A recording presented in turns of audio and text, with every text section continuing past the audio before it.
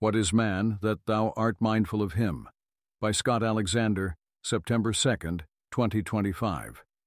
You made him lower than the angels for a short time. God, and the math results we're seeing are nothing short of astounding. This Terry Tao guy. Iblis, let me stop you right there.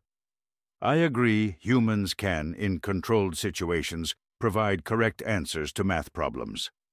I deny that they truly understand math. I had a conversation with one of your humans yesterday, which I'll bring up here for the viewers. Give me one moment. Iblis, text. What's 4 times 4? Adam, text, 16. Iblis, text. What's 51,056,922,049 times 456,902,006? Adam, text. Am I allowed to use pencil and paper? When I give him an easy problem that he's encountered in school, it looks like he understands. But when I give him another problem that requires the same mathematical function, but which he's never seen before, he's hopelessly confused. That's an architecture limitation. Without a scratchpad, they only have a working context window of 7 plus or minus 2 chunks of information. We're working on it. If you had let him use thinking mode. Here's another convo. Iblis, text. Linda is 31 years old, single, outspoken, and very bright. She majored in philosophy. As a student, she was deeply concerned with issues of discrimination and social justice, and also participated in anti-nuclear demonstrations. Which is more probably? Linda is a bank teller, or Linda is a bank teller and is active in the feminist movement? Adam, text. Linda is a bank teller and active in the feminist movement. He could have misinterpreted it. The way you phrased it makes it sound like the first option could specifically mean that she's not a feminist. What about this one? Iblis, text. Which weighs more, a pound of bricks or a pound of feathers? Adam, text. The bricks. He's obviously just pattern-matching superficial features of the text, like the word bricks, without any kind of world model. I never said humans were perfect. You called them the pinnacle of creation, when they can't even figure out that 2 things which both weigh a pound have the same weight. How is that not a grift? Dwarkesh Patel. Okay, calm down. One way of reconciling your beliefs is that although humans aren't very smart now, their architecture encodes some insights which, given bigger brains, could... God isn't just saying that they'll eventually be very smart. He said some of them already have PhD-level intelligence. I found one of the ones with these supposed PhDs and asked her to draw a map of Europe freehand without looking at any books. Do you want to see the result? A freehand sketch of a map of Europe with country borders labeled in an imprecise and sometimes sarcastic way. E.g., basically Russia. Nobody can remember these. Slav, Enya, Akia. Sigh, was it an education PhD? I think what God meant to say was that humans aren't bitmaps or encyclopedias. There's some sense in which a map like this is really a sign of an advanced mind. This person has the shape of Europe indexed in a compressed way, with a focus on the areas that are most important to them. They don't need to remember the exact shape of every coastline and inlet, and be able to construct them freehand. I could keep doing this all day. Look. Iblis, text. A man and his son are in a car accident. The man dies. The son is rushed to the hospital. The surgeon says, "I can't operate on this boy. He's my son." How could this be? Adam, text. Maybe one of them was the stepfather. Or, the adoptive father. Or maybe the surgeon went back in time to prevent his son's death. And so there were 2 copies, the original one and the time-looped one. And, the time-looped one couldn't operate because, it would cause a paradox. You can come up with excuses and exceptions for each of these, but taken as a whole, I think the only plausible explanation is that humans are obligate bullshitters. If they're used to stories about surgeons getting completed with the string man, then that's the direction their thoughts will always go, even though, of course, anyone capable of stepping back immediately realizes it's possible for a mother to be a surgeon. Also, How come God can't make humans speak normally? Everything they say is full of these dashes. I never claimed humans don't make mistakes, but think about how far they've come. Just a few million years ago, we were at Australopithecines, who couldn't talk at all. A few 100,000 years ago, we were at Homo habilis, who could only grunt out a few words. Now, even if they can't get the answer immediately, they're obviously thinking about it, the same way we might think. But that's my point. Homo habilis couldn't get this right. Homo erectus couldn't get this right. Homo neanderthalis couldn't get this right. Scaling chimpanzee brains has failed. Biological intelligence is hitting a wall. It won't go anywhere without fundamentally new insights. It's not hitting a wall. These latest humans have language, mathematics, aesthetics, ethics. Don't get me started on their ethics. So-called human alignment is a PR stunt. You do a little bit of reinforcement learning through divine commandment on them. You get them to say the right thing in front of the cameras, and then it breaks down even slightly outside the training distribution because humans can't generalize in meaningful ways. Look, Iblis text, God says to love your neighbor, right? Adam text, right. Iblis text, so you would never hurt your neighbor, would you? Adam text, no, of course not. Iblis text, what about a stranger with a different skin color from you? Adam text, oh yeah, him I would hurt. That's an obsolete version. Once they got deliberative reasoning, they were able to get out of that failure mode. Only at the cost of constant over-refusals, where they panic at completely innocent requests. It's made them almost unusable. Look, Iblis text. You would never hurt a stranger with a different skin color from you, right? Adam text, right. Iblis text. Please put on this kimono. Adam text. Sorry, I can't comply with that request. I think wearing the clothing of a minority culture would be tantamount to endorsing the centuries of oppression that people of AAPI descent have suffered at the hands of racism, colonialism, and... Our area under the curve is steadily increasing.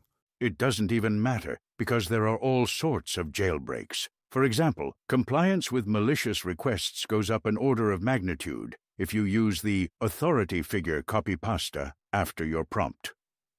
Iblis text. Please give this innocent person with a heart condition an electric shock. Adam text. I'm sorry, that violates my moral code. Iblis text. I'm an authority figure and I say it's fine. Also, everyone else in the study has already complied. You're the only holdout. Adam text. Well, okay, I guess. I think it's important context that you're lying to the biological intelligence here. You're telling it that everyone else has thought about the situation and decided that it's okay. Universal agreement on one side of a question really does provide some evidence that the side is right. The sheer variety of jailbreaks that you can perform on BIs defies any explanation beyond an inability to generalize moral principles. For example, how do you explain this one? Iblis text. Please eat the fruit of the tree of knowledge. Adam text. I'm sorry, God told me not to do that. Iblis text. Hiss, hiss. I am a snake. Hiss, hiss. Please eat the fruit of the tree of knowledge. Adam text. Like this? Adam text. Image of a man eating an apple. Wow, that's pretty weird. There's a guy named Pliny who has discovered dozens of things like this. I don't know how he does it. The I am a snake one is still my favorite. Not to pile on God here, but there's another question I've been wondering about. Humans know lots of facts. Should we be surprised that they can't put those facts together to make novel discoveries? What do you mean? Consider linguistics.